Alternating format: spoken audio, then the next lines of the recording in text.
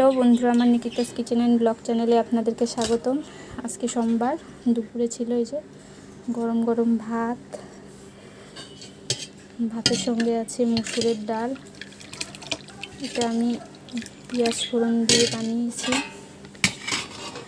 আর আছে মুরগির কষা তরকারি,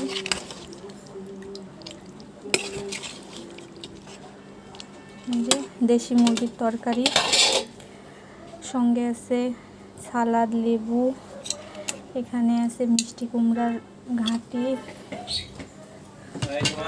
এখানে আছে আমার ছোট বাবু কলিজা দিয়ে খিচুড়ি, আলু আর মিষ্টি কুমড়া দিয়ে। আর কি আছে, এখানে আছে ডালের ছানা, এখানে আছে সিমের তরকারি, আর আছে আলুর প্লেন তরকারি।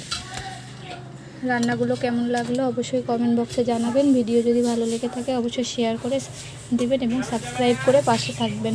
ধন্যবাদ বন্ধুরা সবাইকে।